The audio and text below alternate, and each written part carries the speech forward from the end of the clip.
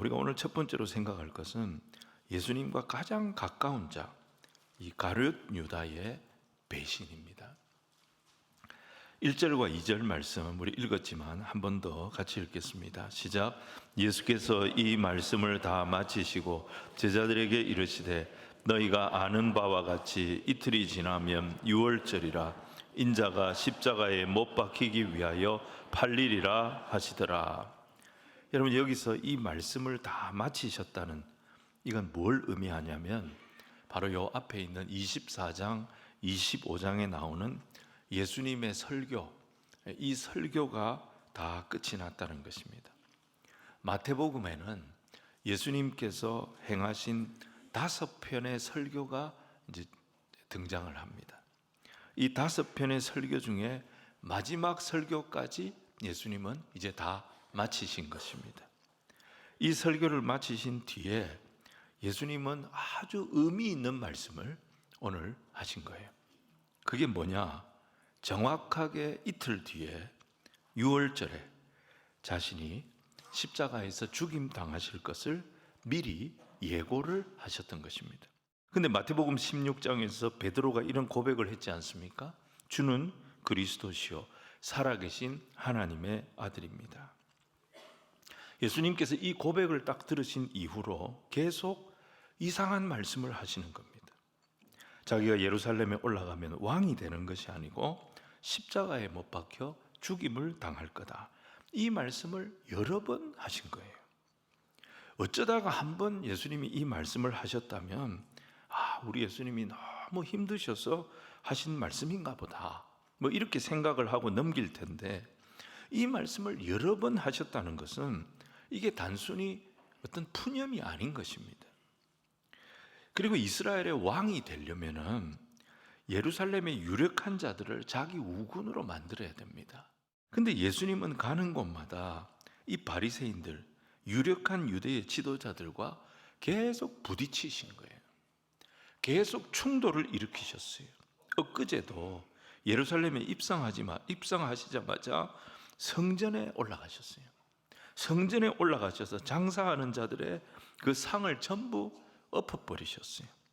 이 사람들에게 장사를 허락해 준 그 대제사장과 서기관들을 향해 성전을 강도의 소굴로 만든 자들이라고 공개적으로 이 사람들을 비판하셨습니다. 큰 기대를 하고 예루살렘에 입성했던 제자들은 예수님의 하신 말씀을 들어보면, 또 예수님이 하시는 행동을 지켜보면 너무 불안해지기 시작했던 거예요. 예수님 왜 이렇게 자꾸 부딪히시나? 예수님 왜 이렇게 자꾸 힘들게 하시나, 사람들을? 그때 제일 먼저 결단을 내린 사람이 누구냐면 가룟 유다였습니다. 가룟 유다는 생각이 많은 사람이었습니다. 계속 이런 식으로 예수님이 부딪히기 시작하고 계속 예수님이 하시는 말씀을 들어보면 예수님이 죽임 당하실 것 같아. 예수님이 만약에 붙잡혀서 죽임을 당하시면 예수님의 제자인 나는 어떻게 될까? 나도 이 위기를 피하지 못할 거다. 나도 죽을 거다. 이렇게 죽느니 차라리 대제사장을 찾아가자. 그리고 예수님을 그냥 내가 넘겨주고 내가 살 길을 찾아야 되겠다, 이런 판단을 했던 것입니다. 사실 대제사장 가야바는 예수님을 죽일 모의를 했습니다. 근데 지금 예수님의 인기가 예루살렘에서 너무 좋은 거예요. 그래서 괜히 예수님에게 손을 댔다가 밀란이 일어날 것을 두려워했습니다. 그래서 정말 속은 상하지만, 보기 싫지만 이번 유월절은 그냥 넘어가야 되겠다, 이런 분위기가 유대 종교 지도자들 사이에 팽배해 있는 분위기였습니다. 만약에 이 분위기대로 가면 예수님이 말씀하신 예수님이 십자가에 달리실 일은 이번 유월절에는 일어나지 않는 겁니다. 근데 가룟 유다가 대제사장을 찾아간 거예요. 대제사장을 찾아가면서 이 상황이 급반전이 일어난 겁니다. 자, 우리 14절로 16절 말씀을 같이 읽겠습니다. 시작. 그때에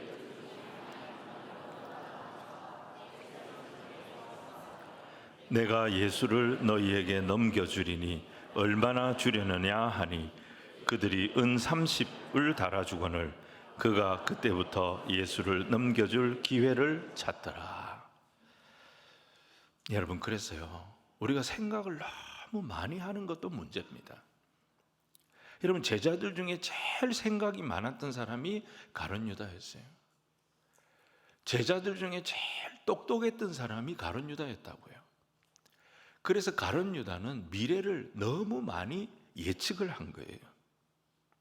제일 생각을 많이 했던 가룟 유다가 결국 어떻게 됩니까?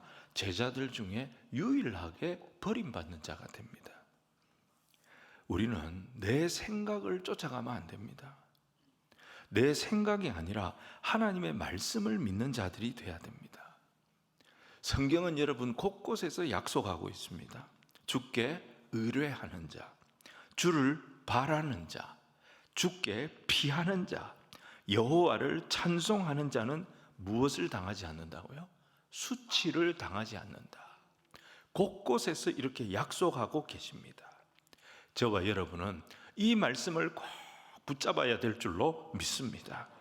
어려운 일을 당할 때 나의 믿음 적으나 의지하는 내 주를 더욱 의지합니다. 여러분, 우리가 힘든 일이 생기고 어려운 일이 생기면 생각이 복잡해집니다. 생각이 많아지는 거죠. 여러분, 생각이 많아지면 의심이 생깁니다. 생각이 많아질 때에 우리는 분별을 해야 됩니다. 이게 내 염려인지, 이게 내 생각인지, 아니면 하나님이 주시는 마음인지, 하나님의 뜻인지를 분별해야 하는 것입니다. 어떤 상황에도 내 생각을 믿지 말고 하나님의 말씀을 붙잡는, 하나님을 바라보고 하나님을 의뢰하고 주의 말씀에 피하는 저와 여러분이 되어져야 하는 것입니다. 그러면 승리케 하여 주실 줄로 믿습니다. 가룟 유다가 여기서 실패한 거죠. 자, 저녁이 됐습니다. 가룟 유다는 딱 자기를 숨기고 있습니다. 낮에 대제사장을 찾아 갔다 왔습니다. 대제사장하고 이미 거래가 끝이 났습니다. 하지만 자기가 어디를 갔다 왔는지 딱 숨기고 식사 자리에 앉았습니다. 예수님은 제자들과 식사를 하시다가 갑자기 이 말씀을 하십니다. 너희 중 하나가 나를 팔 것이다. 예수님은 왜 이 말씀을 다 있는, 제자들이 다 함께 있는 식사 자리에서 하셨을까? 너희 중에 한 사람이 나를 팔 것이다. 이렇게 부담되는 말씀을 왜 이때 하셨을까? 우린 두 가지 의미가 있다고 볼 수 있습니다. 하나는 뭐냐? 아무리 사람이 권모술수를 부리고 속임수를 쓴다고 할지라도 하나님은 그걸 다 보고 있다는 거예요. 하나님은 그 수를 다 보고 계심을 알게 하신 겁니다. 아무리 인간들이 꾀를 쓰고 작당을 해서 사람은 속일 수 있을지 모릅니다. 하지만 하나님은 사람에게 속는 분이 아닌 것입니다. 예수님은 가룟 유다가 누구를 만났는지, 누구를 만나서 무슨 말을 했는지 다 알고 계셨습니다. 오늘날도 마찬가지입니다. 주님은 우리가 하는 말을 지금 다 듣고 계십니다. 우리가 하는 모든 일거수일투족을 다 보고 계심을 아시기 바랍니다. 그래서 내가 너무 고민하고 내가 너무 머리를 쓰고 그렇게 할 필요가 없습니다. 내가 할 수 있는 일을 만나면 순종하는 겁니다. 내가 할 수 있는 일을 만나면 거기에 충성하는 것입니다. 그리고 내가 할 수 없는 일을 만나면 그때는 기도하는 겁니다. 하나님 도와주세요. 하나님 힘을 주세요. 감당할 수 있는 능력 주세요. 피할 길을 주세요. 하나님 앞에 엎드려서 기도하는 겁니다. 이게 하나님을 믿는 성도의 방법인 것입니다. 하나님의 일은 반드시 하나님의 방법으로 해야 합니다. 그래야 하나님께서 영광을 받으시고 우리 모두에게 유익을 주시는 것입니다. 또 한 가지, 예수님께서 이 말씀을 이 식사 자리에서 하신 이유는 가룟 유다에게 회개의 기회를 주시기 위해서 하신 것입니다. 만약 이때 식사하다가 우리 예수님께서 이 중에 있다, 너희 중에 한 사람이 나를 팔자다. 그렇게 말씀하셨을 때 숟가락 딱 놓고 무릎 딱 꿇고 예수님, 제가 배신자입니다. 제가 너무 걱정이 되고 두려워서 오늘 낮에 대제사장을 찾아갔습니다. 예수님을 팔아넘기겠다고 제가 약속을 하고 왔습니다. 예수님, 제가 배신자입니다. 만약에 이 고백을 그 말씀과 함께 했더라면 가룟 유다는 망하지 않았을 것입니다. 근데 가룟 유다가 뭐라고 말합니까? 자, 24절과 25절 말씀을 우리 같이 읽겠습니다. 시작. 인자는 자기에 대하여 인자를 파는 그 사람에게는 화가 있으리로다. 그 사람은 차라리 태어나지 아니하였더라면 제게 좋을 뻔하였느니라. 예수를 파는 유다가 랍비여 나는 아니지요 대답하시되 네가 말하였도다 하시니라. 예수님이 경고를 주신 거예요. 내가 다 보고 있다. 내가 다 알고 있다. 누가 무슨 짓을 할 건지 나는 다 알고 있다. 내 눈은 속일 수가 없다. 그 경고를 주셨을 때 가룟 유다가 돌아왔었어야죠. 근데 가룟 유다는 끝까지 감춥니다. 은혜의 기회를 끝까지 거부했습니다. 그랬기 때문에 그에게 화가 임한 겁니다. 여러분, 예수님은 가룟 유다의 배신 때문에 죽으신 게 아닙니다. 예수님 말씀하시잖아요. 예수님은 성경에 기록된 대로 우리를 구원하시기 위해 십자가에 오르신 것입니다. 가룟 유다의 배신 때문에 십자가에 달리신 것이 아닌 것입니다. 하지만 하나님의 아들이신 그리스도 예수님을 포기하고 세상을 따라가 버렸던 유다는 가장 불행한 사람이 되고 말았던 것입니다. 너무 생각이 많은 것이 문제였습니다. 너무 염려가 많은 것이 문제였습니다. 그 많은 생각이 그를 예수님을 배신하는 자로 만들었고 예수님을 죽이려고 하는 자들과 하나가 되게 만들었던 것입니다. 그래서 예수님은 그의 인생을 뭐라고 평가하십니까? 그는 차라리 태어나지 않았더라면 그에게 좋을 뻔하였다. 이런 평가를 받는 사람이 된 거예요. 여러분, 우리가 이 세상에 태어났다는 것은 하나님께서 우리에게 놀라운 기회를 주신 것입니다. 하나님 우리에게 큰 축복을 주신 것입니다. 근데 그 기회와 그 축복이 더 풍성해지고 더 값진 열매를 맺으려면 세상 사람들에게 이런 평가를 받으셨던 예수님을 닮아가는 저와 여러분이 되어져야 될 줄로 믿습니다. 그분을 믿고 그분을 배우고 끝까지 그분을 따라가는 예수님의 제자, 예수님을 닮은 자가 우리가 되어져야 하는 것입니다. 오늘 두 번째로 예수님이 베푸신 유월절 떡과 포도주의 의미입니다. 오늘 본문에 예수님은 제자들과 식사를 하시면서 계약서를 써주신 거예요. 무슨 계약서를 써주셨느냐? 천국의 계약서를 써주신 거예요. 예수님은 오늘 보면 먼저 떡을 떼십니다. 자, 26절 말씀을 우리 같이 읽겠습니다. 시작. 그들이 먹을 때에 예수께서 떡을 가지사 축복하시고 떼어 제자들에게 주시며 이르시되 받아서 먹으라. 이것은 내 몸이니라 하시고, 제자들이 그 떡을 먹을 때 이들의 몸은 예수님의 몸과 하나가 되었습니다. 이제 예수님은 제자들과 하나가 된 그 몸을 가지시고 십자가에 오르신 것입니다. 제자들은 이제 더 이상 십자가의 구경꾼이 될 수가 없습니다. 이 예수님을 믿는 저와 여러분은 십자가의 구경꾼이 될 수 없습니다. 예수님과 우리는 하나가 되어졌습니다. 예수님이 당한 수치는 내가 당할 수치였고, 예수님이 당한 고난은 내가 당할 고난이었습니다. 예수님의 죽으심은 내가 죽어야 할 죽음이 되었던 것입니다. 여러분, 이 고난 주간에 이 십자가의 은혜를 깊이 묵상하고 그 은혜에 감사하게 되는 저와 여러분이 되기를 주님 이름으로 축원을 드립니다. 그리고 이어서 예수님은 제자들과 함께 잔을 드십니다. 이 잔의 의미가 뭐냐? 천국 계약서에 예수님이 도장을 탁 찍어 주신 것입니다. 이것은 많은 사람들의 죄사함을 위해서 흘리는 나의 피, 곧 언약의 피다, 이렇게 말씀하십니다. 예수님께서 십자가에서 흘리신 그 피는 우리의 구원의 도장이 되었다는 것입니다. 이제 어느 누구도 그 피로 우리의 죄가 사함받았다는 이 사실을 흔들 수가 없다는 것입니다. 왜냐하면 예수님께서 자기 피로 우리의 구원의 도장을 탁 찍어 주신 것입니다. 우리는 그 피 때문에 하나님의 자녀로 입양이 되어버린 거예요. 법적인 권세가 주어진 거예요. 사실 이스라엘 백성들은 예수님이 오시기 1500년 전에 출애굽을 했습니다.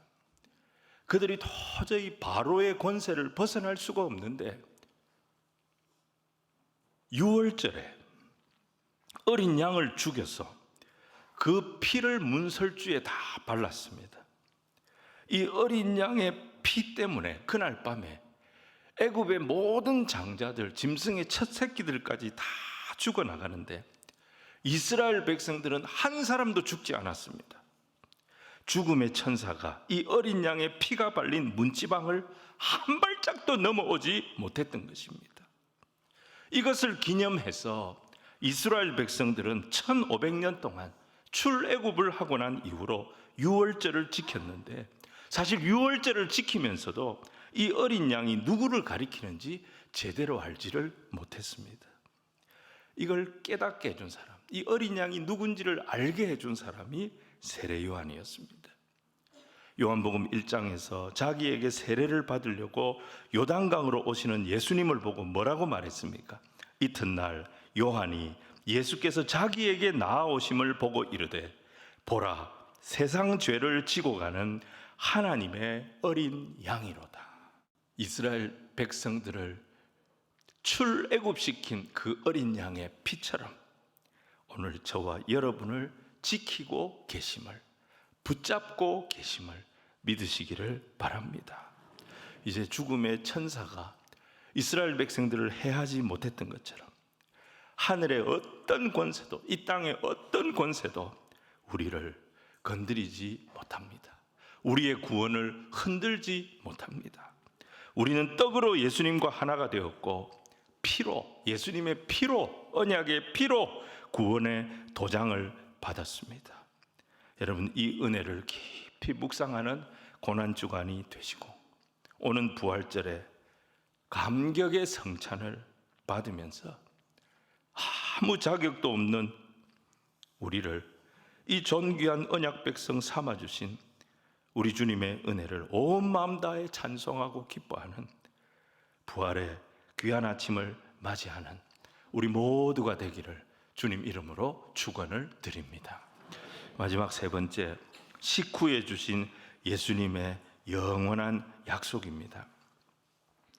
예수님은 떡과 잔을 나누시면서 제자들과 특별한 의식을 행하셨어요. 이 의식을 다 마친 뒤에 좀 이해하기 어려운 말씀을 또 하십니다. 무슨 말씀을 하셨냐면 이런 말씀을 하십니다. 이제 다시는 포도나무에서 난 것으로 마시지 아니하리라. 이 선포를 하신 겁니다. 이제 이 땅에서 내가 포도주 마실 일 없다는 것입니다. 이건 뭘 의미하냐면 예수님의 십자가가 지금 임박했다, 이걸 예고하시는 말씀입니다. 근데 그 뒤에 이런 말씀이 이어집니다. 뭡니까? 내 아버지의 나라에서 새 것으로 너희와 함께 마시는 날까지. 십자가의 죽으심이 끝이 아니라는 거예요. 내 아버지의 나라에서, 다시 말해서 천국에서 새 포도주로 너희와 함께 마실 날이 올 것이다. 그날을 기대해라. 이 약속을 같이 주신 겁니다.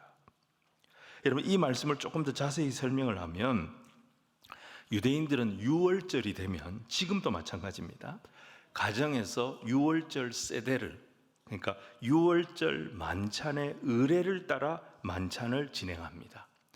그냥 모여 앉아가지고 막 먹는 게 아닙니다. 유월절 의례가 있어요. 유월절 순서가 있어요. 그 순서에 따라서 만찬을 합니다. 그러면서 이 유월절의 의미를 자녀들에게 가르치는 거예요. 교육의 시간입니다. 그때 총 4잔의 포도주를 마십니다.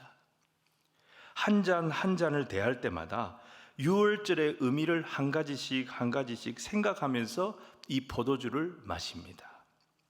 근데 그 중에 3번째 잔이 무슨 잔이냐? 어린 양의 대속을 기념하는 대속의 잔입니다. 그리고 4번째 잔은 축제의 잔입니다. 유월절의 대속을 통해서 앞으로 이루어지게 될 완전한 하나님과의 샬롬, 영원한 안식을 기대하면서 마시는 찬송의 잔, 그게 4번째 잔인 것입니다. 예수님은 이 유월절 의례를 따라 포도주를 마시다가 3번째 잔을 마시면서 28절 말씀을 하신 것입니다. 이것은 죄 사함을 얻게 하려고, 이 3번째 잔은 죄 사함을 얻게 하려고 많은 사람을 위하여 흘리는 나의 피다, 언약의 피다, 이렇게 말씀을 하신 것입니다. 그러니까 출애굽 어린 양의 피를 예수님은 십자가 위에서 예수님께서 흘리실 그 구원의 피로 해석해 주신 것입니다. 그리고 그 다음에 마셔야 할 잔이 4번째 잔, 축제의 잔입니다. 근데 이 축제의 잔을 예수님은 안 마신 거예요. 그러면서 내가 이 잔은 유보한다는 거예요. 언제 마시느냐? 내 아버지의 나라에서 새 것으로 너희와 함께 마시게 될 그날까지 내가 이 잔을 보류하겠다. 예수님 그렇게 말씀하신 것입니다. 그러니까 예수님의 죽으심은 끝이 아닌 거예요. 이 죽으심은 부활로 연결이 되는 거예요. 부활로 연결이 된 예수님의 죽으심은 하나님의 구원이라고 하는 대역사를 완성시키는 거예요. 이 역사가 완성되는 날 천국에서 큰 잔치가 벌어지는 거예요. 십자가의 은혜로 구원받은 모든 백성들이 아버지의 잔치상에 다 둘러앉아서 이 4번째 잔, 진정한 축제의 잔을 마실 그날이 온다는 것입니다. 그때 그 나라에서 이 축제의 잔을 우리가 같이 마시게 될 것이다, 이 약속을 제자들에게 주셨던 것입니다. 여러분, 이 4번째 잔은 이전의 잔들하고는 비교가 안 되는 잔이었습니다. 천국에서 마시는 잔입니다. 요한복음 2장에 보면 가나 혼인잔치가 나옵니다. 이 혼인잔치에서 연회장은 포도주가 떨어져 가지고 쩔쩔매었습니다. 그때 예수님께서 물로 포도주를 만들어 주셨습니다. 이 새 포도주를 마셔본 연회장은 탐복을 했습니다. 뭐라고 얘기했습니까? 사람마다 먼저 좋은 포도주를 내고 취한 뒤에는 낮은 것을 내거늘 그대는 지금까지 좋은 포도주를 두었도다. 앞에 마신 포도주와 비교도 안 되는 포도주를 이제 내었도다. 이렇게 탐복을 했습니다. 여러분, 이 역사가 천국에서 이루어질 것입니다. 사랑하는 성도 여러분, 우리는 지금 이 셋째 잔과 넷째 잔 사이를 살아가고 있는 것입니다. 예수님 이 땅에 우리를 위해 십자가를 지셨습니다. 십자가를 지기 위해 이 땅에 오셨습니다. 주님은 십자가에서 죽으셨습니다. 우리와 함께 죽으셨습니다. 우리와 함께 죽으심으로 우리의 구원의 길이 열리도록 인도해 주셨습니다. 그 구원의 길을 통해 우리는 영원한 천국을 누리는 자가 되게 해 주셨습니다. 예수님이 지신 십자가에 이런 은혜가 있다는 거예요. 이런 비밀이 있다는 거예요. 이런 능력이 있고 이런 축복이 있음을 너희는 이 잔을 대할 때마다, 이 떡을 대할 때마다 그의 죽으심을 그가 오실 때까지 전하는 자가 되어달라고 부탁하신 것입니다. 오늘 사랑하는 성도 여러분, 예수 십자가 안에 이런 권세와 축복이 있음을 믿으시기를 바랍니다. 세상이 줄 수 없는 소망과 세상이 줄 수 없는 위로가 있음을 믿으시기를 바랍니다. 예수님은 십자가에 못 박히시면서 우리의 손에 뭘 쥐어주셨느냐? 천국의 초대장을 쥐어주셨습니다. 거기서 내가 유보했던 4번째 잔, 내가 마시지 않았던 4번째 잔, 그 축제의 잔, 그 영광의 잔을 그날 거기서 너와 함께 마시게 될 것이다. 사랑하는 성도 여러분, 이 세상이 아무리 힘들고 어려워도요, 오늘 우리는 이 약속 속에 살아갑니다. 이 은혜 속에 살아가는 백성임을 기억하시기 바랍니다.